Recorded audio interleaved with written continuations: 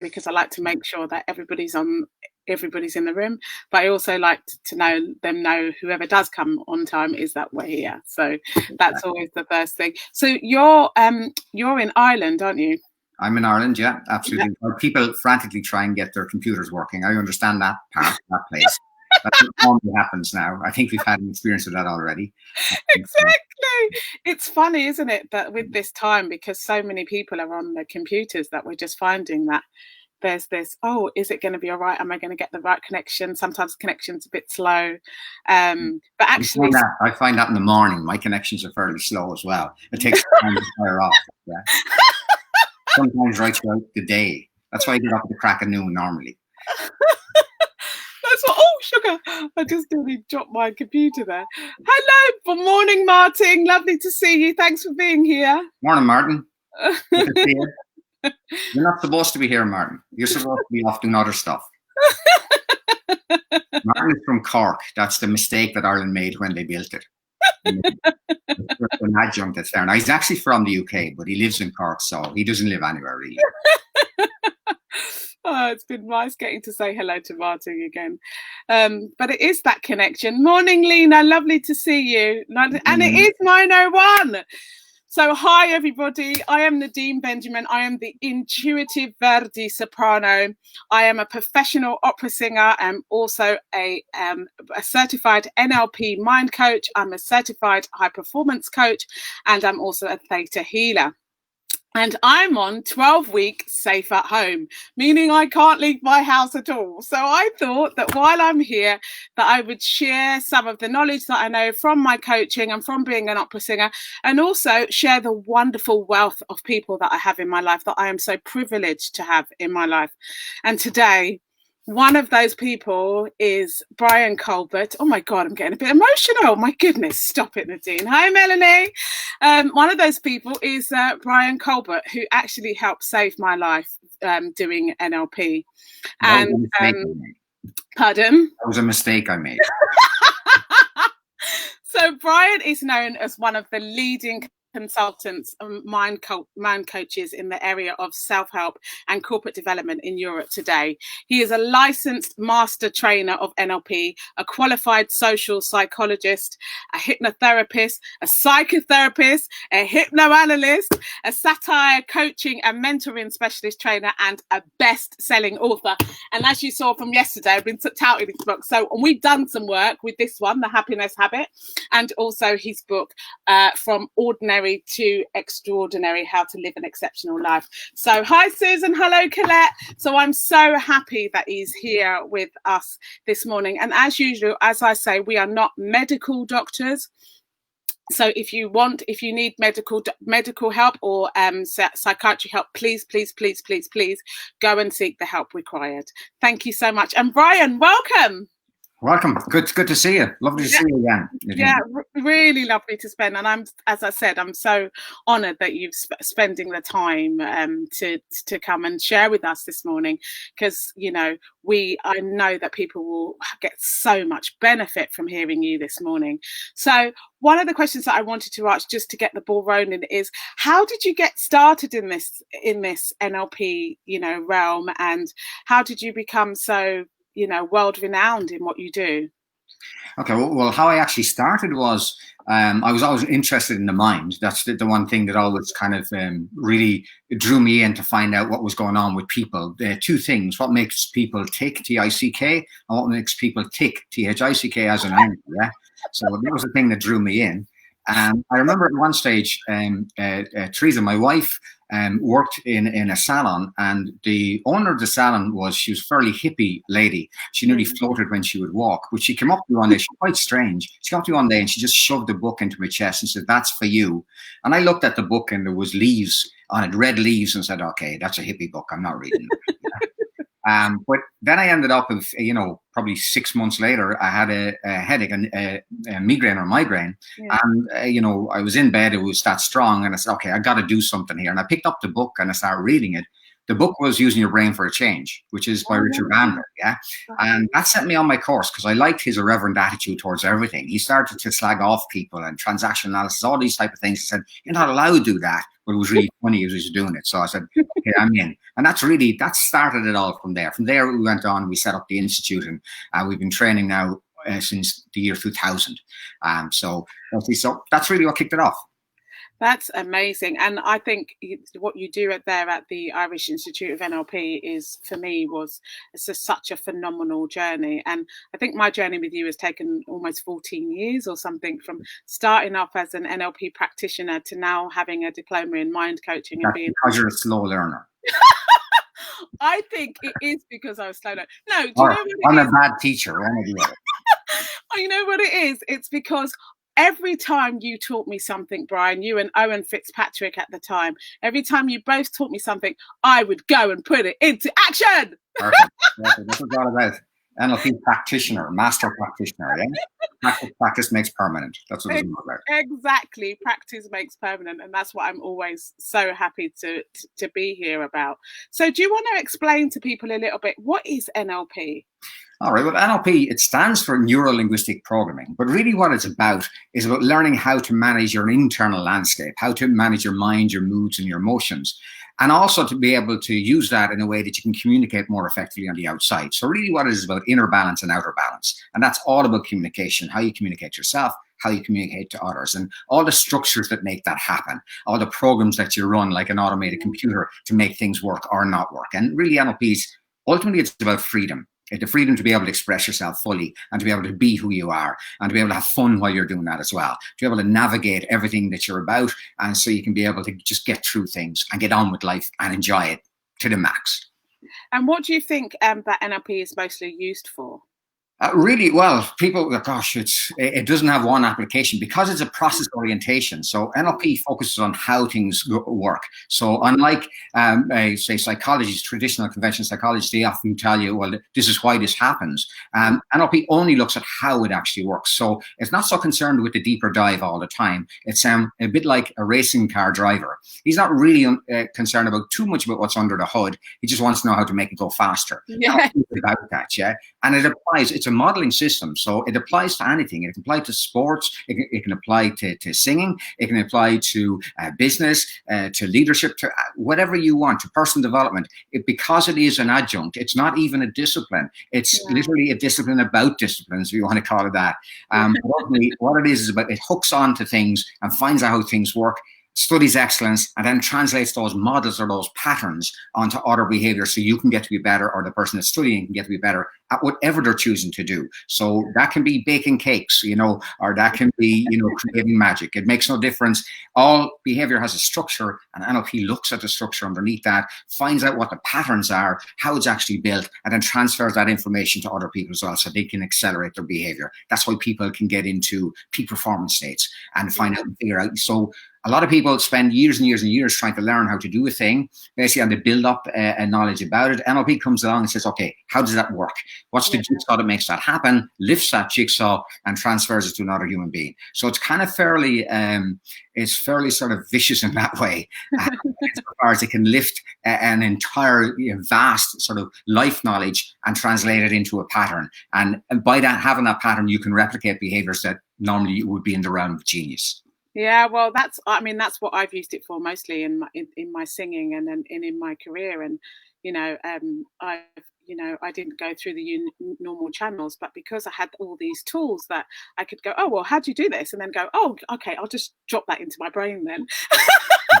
That's how to do it. I think, it's been fascinating to be able to actually do that and to be able to have that wealth of knowledge that you've given me with those tools to be able to translate that into my work, And you use it really well. Obviously, you use it really well, which is what it's all about. Yes, exactly. And it's always about practice, making things practice, as you say. I'm just moving this around because I can see that we're dropping a little bit in bar. Practice always makes permanent is what you've always said to me. And I totally get that, So you're going to talk to us about developing resilient states of consciousness in times of challenge and uncertainty in today, because obviously we've been going through what everybody is calling a pandemic, and pandemic for most people.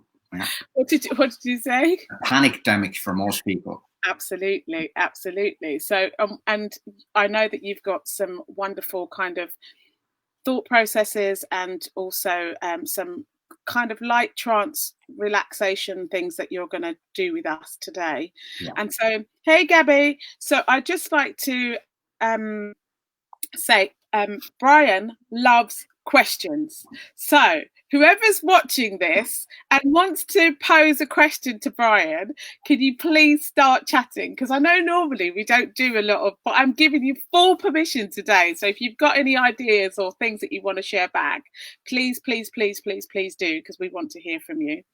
And secondly, I just need to say, because we're going to do kind of a relaxative kind of trance meditation right now, anybody who's has epilepsy of any kind, I just want to pre-warn you that that's what we're doing, just in case you were affected in this way.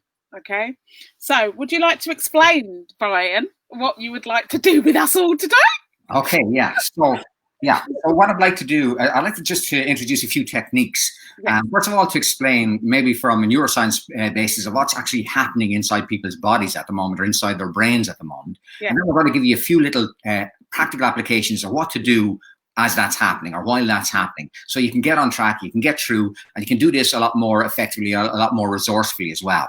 So we're just going to place it into context of neuroscience first, and then we come along and we just translate, we'll move out of neuroscience really fast and just get down into behaviors that we know that will actually work, things that you can do. Basically, again, this is a bit like, being able to drive the car without necessarily knowing what's underneath the hood, just knowing that you like to go fast. And that's what we're going to do. So one of the first things just to be aware of, really, when you think about it, and it's a big deal for most people. Right now, at the moment, what's actually happening is the system is under attack. So your brain is under attack. Typically, what's actually happened is that something unknown has occurred. And when we say it's unknown, we don't know what it's going to do. So this is COVID-19. And the reality is what that is a threat. Now, when we're faced with a threat and we don't know what to do, we rely on three responses, either to fight, to flight, or to freeze. Okay, so all of those responses produce energy inside the body. We call it anxiety. Okay, we call it stress or distress. So for most people right now, they're under distress. So which means straight off that their reactive brain is actually, or the reptilian brain, basically is the one that's actually been activated. So right now, they're either in fight, flight, or freeze, or sometimes people say fawn, but that's more an adaptive phase. But ultimately, they're in that mode of trying to deal with that. So now, that also depends on whether you're more introverted or extroverted. It's going to dictate how you're actually going to respond to that as well. So if we look at the brain really as having three chunks, and there are three chunks we're going to look at today. The first one is that reptilian brain that's under attack, okay? Now, and that's the one that's there to make you survive. It's there, it's designed for you not to think, but to react. And the idea of that is either to fight or to flight or to freeze, okay? But because of the society we're in, a lot of that we can't actually do. So we need to do something with that, okay? The next part of the brain is the limbic system, which is the emotional brain. And that's the brain that basically that allows us to feel motivated, or allow us to take charge or to have control, okay? So that brain is also under duress as well. We're going to show you techniques to do something with that. And really where we need to be getting to is the frontal cortex. And that's the brain that does the thinking. That's the brain that actually has a byproduct of calm. It's the adjusted brain. Basically, it's where we're supposed to live our life, but we don't. Now, remember, the first thing about the brain is that the function of the brain is to abolish the need to think. It automates behavior. That's what it does. So we're there's always a little battle between the mind in that way.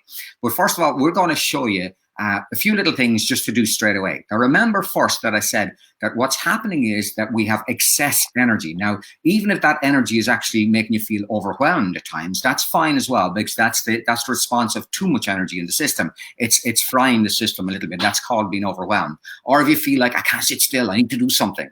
Okay, that's also that energy as well. So the first thing that we need to do in order to get control of the brain, if you look at it this way, it's got three drivers, okay? And that's the reptilian, that's the limbic system, and that's the frontal lobes. Only one driver can drive at a time. So if you're in reactive phase, basically, which is the reptilian brain, under stress, under duress, feeling anxious all the time, the first thing you've got to do is to find your way up in the gears to get to the calm mind. And the way to do that, believe it or not, is very simple. First thing you got to do is to learn how to breathe.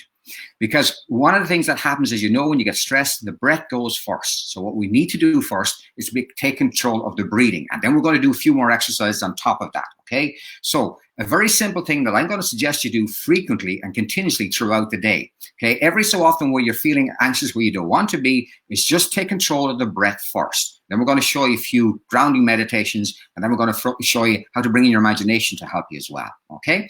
So the first simple thing I'm going to ask you I'm going to explain that I can't do it as I'm explaining it, but I'm going to ask you, I'll explain it first, and I'll ask you to follow me in that way as much as you can.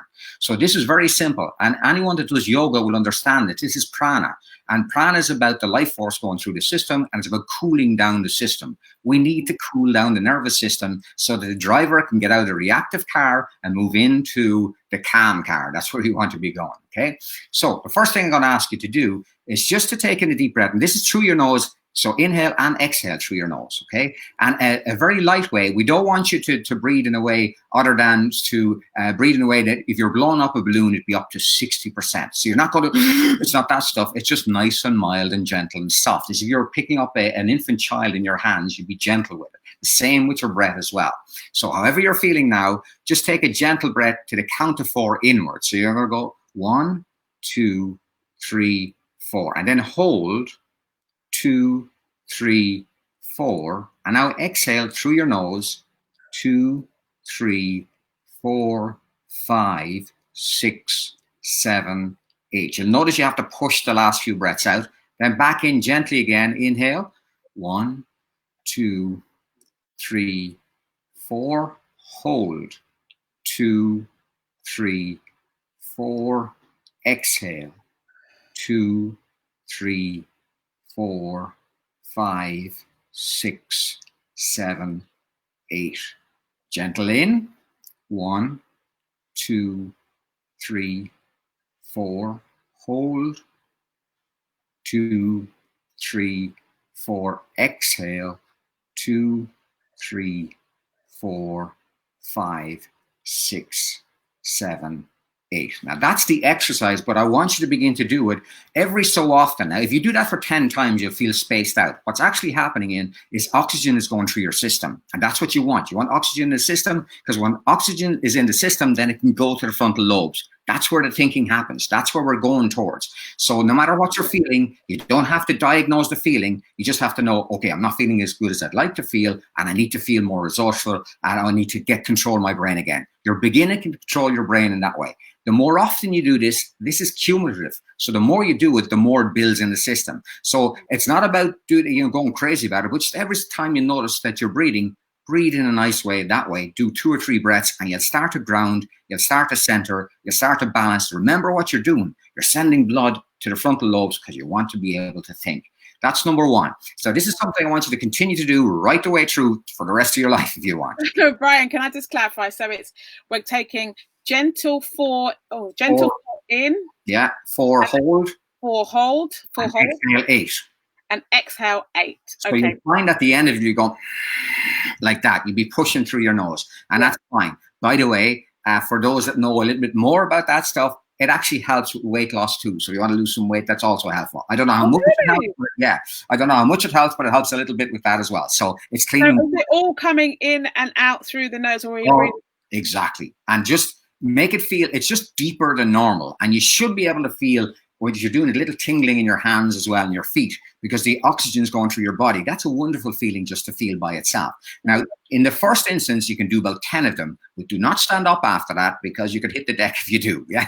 So maybe start off with 5 if you have, low blood pressure or. Yeah, exactly. Just do it gentle, everything gentle in this, and build it up as you go. And again, just then right throughout the day, 1 or 2 breaths. When it comes into mind, just 1 or 2 or 3 breaths, or when you notice in the tummy, I'm feeling anxious, take a few breaths. It helps you to think. It helps you to shift gear. That's what you're trying to do. You want to shift gear in that way.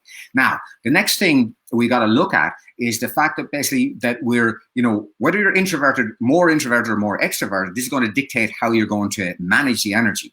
Now, for introverts, I'm an introvert. I'm more introverted than extrovert. So for introverts, we're pretty okay because we like being in the cave, okay? So we like to pull back from the world. So when the world is falling apart, we're busy reading a book or doing something inside our own mind. So we don't really notice it that much, okay?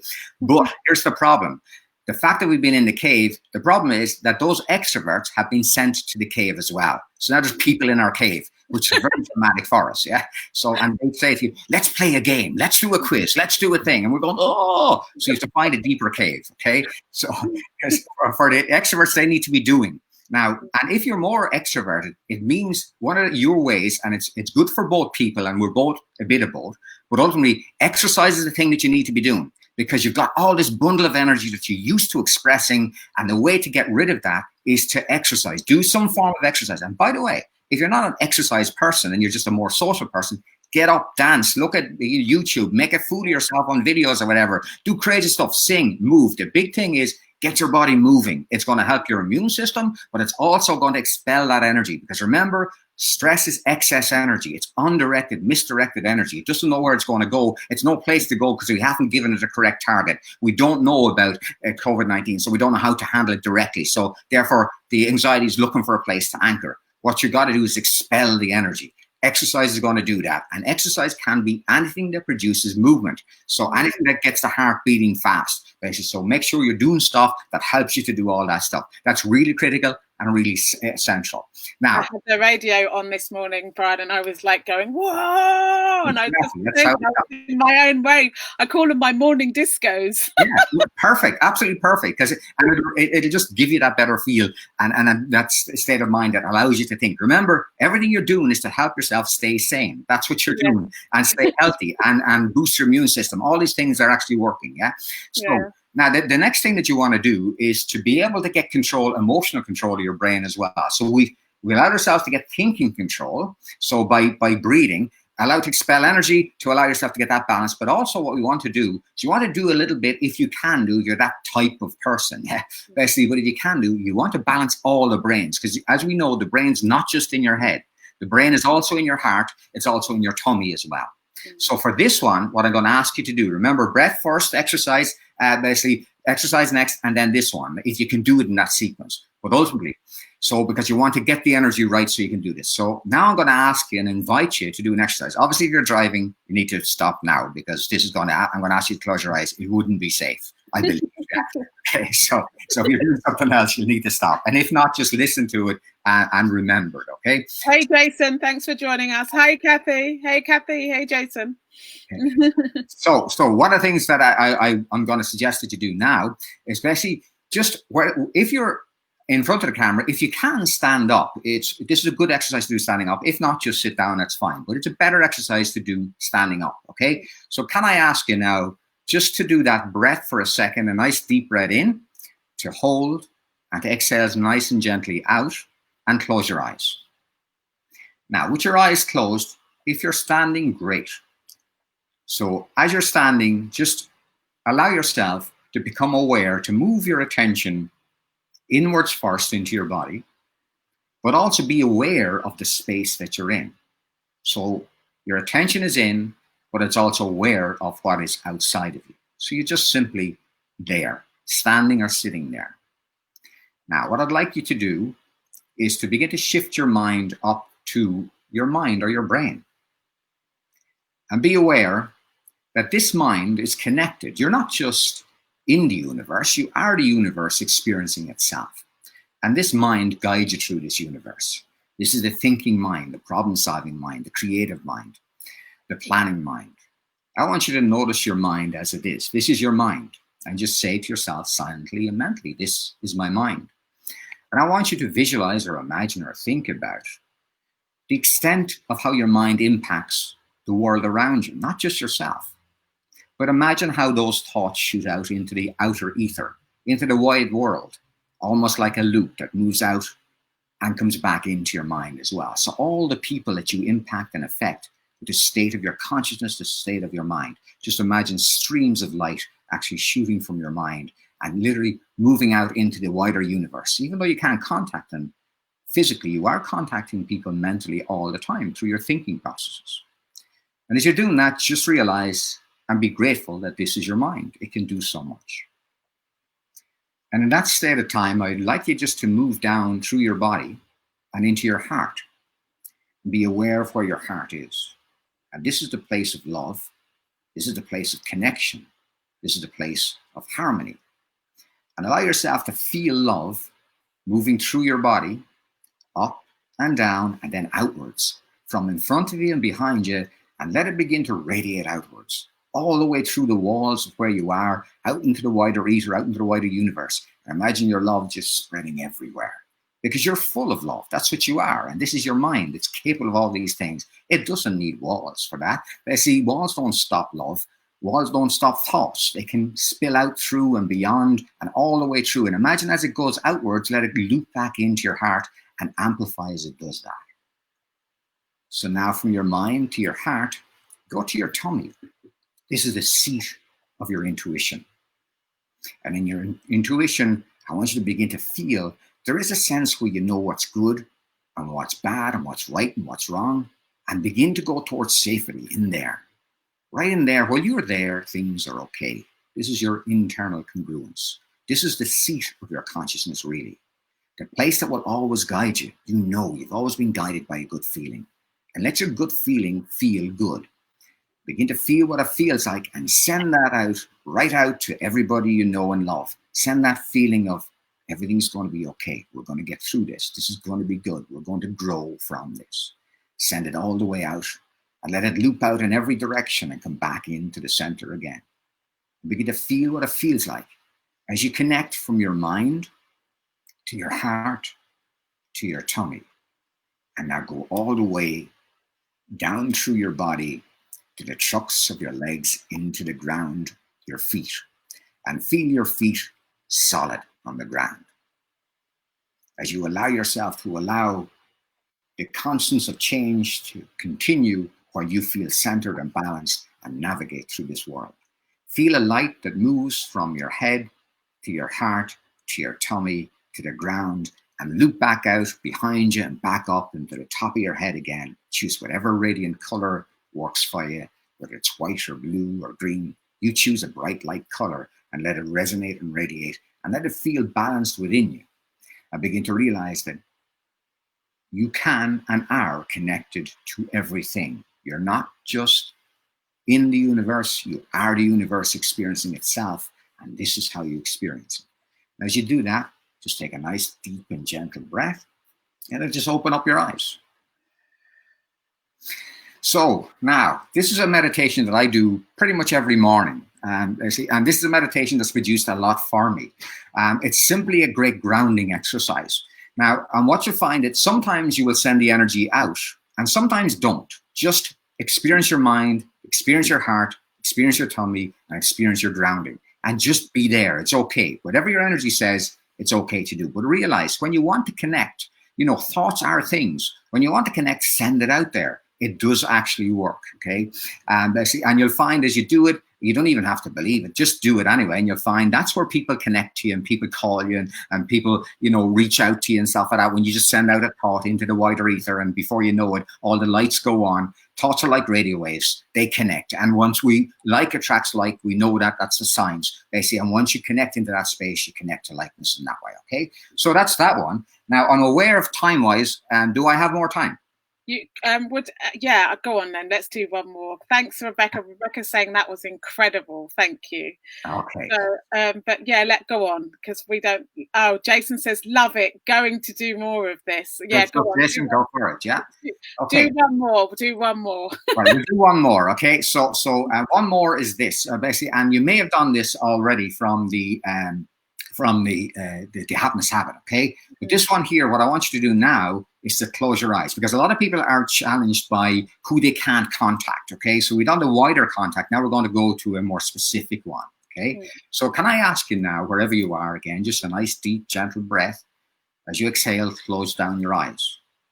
Now, in your life, I want you to be aware of that there's lots of people that love you, basically, and people that are loving towards you. And you're aware of that, basically.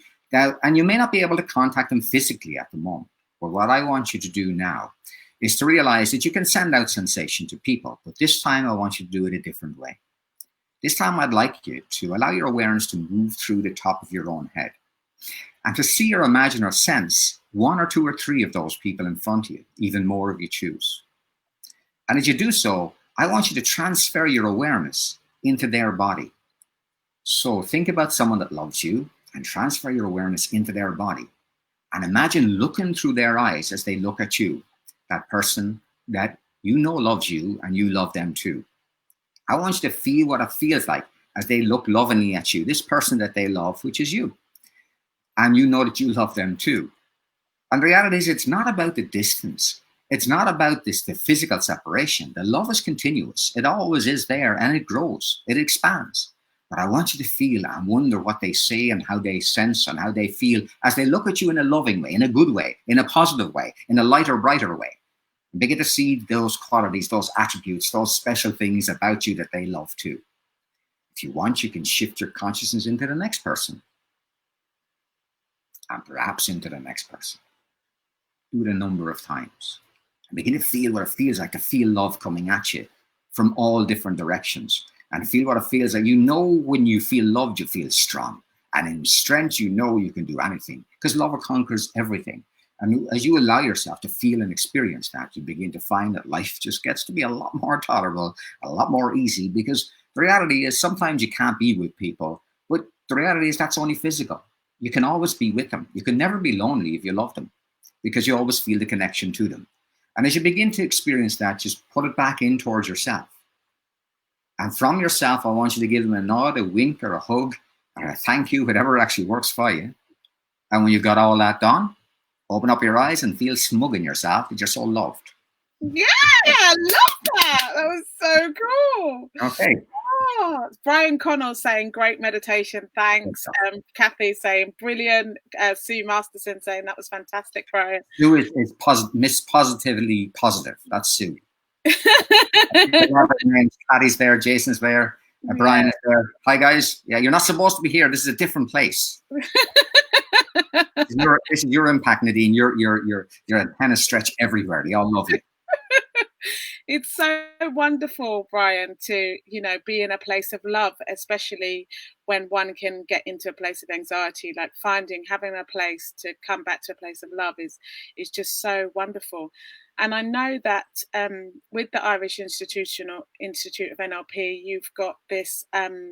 Is it this help kit? Oh, is yeah. that still? Yeah, we've got a self-care kit. Yeah, basically. Yeah. So it's just go on to nlp.ie. Onto the first page and you'll see it. Just take you towards it. Now, we're not doing any data capture on this or anything like that. We just want people to have it. It's free. Just download it, enjoy it, share it. It's just to help people at a time like this, basically. So, we will exploit you later on. Don't worry. So just to say that Brian's got a self-care kit that is Brian doing lots of meditations to help focus, to help happiness, to keep calm. If you go on to www.nlp.ie, you will find it there. I will put it in the comment section anyway on the Facebook, just in case you have trouble finding that. He's not doing it for data caption or anything else. He just, you know, so many people do that at the moment. I do it better than anybody else. No, but it touches me in my heart to know that somebody who I followed, respect, and look up to has the values that I love, which is you're just giving it because from your heart. It's not all talk. You're real, and real people want to be in touch with real people. And I really want to celebrate you. Is there anything like that you want to leave with us before we disappear? Yeah, basically one of the things to do, remember this, that the big drive that's actually happened now is that remember the culture you come from, especially if you've been implied rather than self-implied. People that are self-implied are more used to organizing their everyday, so they kind of have a little bit step ahead on that one. If you've been implied and your time sort of has been ripped from you and it's kind of unfocused, remember this. In a capitalist society, you're told that to be useful, you have to produce. Well, guess what? You don't. Sometimes you could just chill out and do nothing and enjoy the vacation. You literally have a holiday, chill out. It's fine. It's okay. You know, they have a need for you later on. Your self-esteem doesn't have to be attached to all the production. You don't have to produce your book right now. You don't have to do something absolutely amazingly brilliant. No, you just chill out and enjoy and you know, binge watch Netflix or whatever. But do stuff just to look after yourself rather than, well, I'll have to be better. Never mind that. Don't be better. Just be yourself and look after yourself. It's much more effective and it's much healthier as well. Yeah, thank you, Brian. That's what I've been saying to people as well, that, you know, like I've been getting them to like schedule their time, like, and even if you make a conscious decision to schedule your time to do nothing but watch Netflix, Yeah. At least then you're empowering yourself. You're making that as conscious decision for you. And we all thrive when we feel empowered. And so where can we find you? We can find you at www.nlp.ie. Can we find you anywhere else? Well, most of the time I'm in my cave, so I don't like people finding me. But yes, nlp.ie. I need to have a screen before people kind of remember. I'm mostly introverted, so I pretend I like people, but I don't. I'm afraid of them. That's interesting. Oh, I've just got one question here. I didn't see that, actually. Gabby saying a wonderful experience. Martin, thank you for putting that in the chat. I really appreciate it. Mervyn saying, brilliant as always, Brian. Jason Cooper saying, trying to complete Netflix. That's my kind of guy. That's a go for it. Gabby is asking a question, Gabrielle Tubbs is asking a question that I don't know if you're able to answer, but she's asking, what is the best way to motivate another person to practice? That's a really good question, by the way. So when you say to motivate another person, everybody's motivated all of the time. And the best is, here's something that you might not want to hear, but the lowest form of help is advice. Okay. So when we're engaging with a person, once we start to advise them, very often we're pushing them in a direction they don't want to go. So the best way to help that person is to meet that person where they are. So if they feel grumpy, be grumpy with them a little bit. Say, yeah, you're right, it's terrible. Don't try to make them positive or negative. And if they are being grumpy or negative or whatever, so yeah, it's really bad. And exaggerate it a little bit. Before you know it, they might try to make you feel better. And then, okay. So just meet them where they are. Everyone's entitled to be as scared as they are, or as frightened as they are, or as kind of knocked out as they are. Just allow them to say that's okay. And that's the first steps towards them opening up and saying, because remember, the one thing you got to remember is everyone's got the resources that they need. Everyone is equipped with sufficient knowledge, expertise, and resources inside themselves to be able to get through this. We're designed that way. That makes us human. We have that capacity. We have all the resources. Sometimes we're too busy inflicting self-help. They say, back off a little bit. And, if they want, come along. But if they don't, just let them be as they are and recognize, meet them at the feeling level and appreciate where they are, whether that's being grumpy, cranky, fearful, whatever. Just be there a little bit. The best way to look at it is, if someone dies belonging to someone, very often you're just there. You just show up. It's one of those times. Sometimes you just show up. Don't be trying to make them do anything, because all that'll do is frustrate them and frustrate you as well. Yeah. Oh, thank you, Brian. What a wonderful note to leave that on. Thank you so much for joining us. Thank you, everybody, for showing up. Thank you, everybody, for being here. Tomorrow I'm going to have a fellow singer on. We're going to have the Duncan Rock baritone and singer, and he's going to talk all about health and fitness tomorrow as a singer. So I can't wait to have him on tomorrow. But joyously saying thank you to Brian Colbert. Thanks, guys. Celebrate you. Thank you for all the work that you put in the world. I really appreciate it. Take care now. Bye.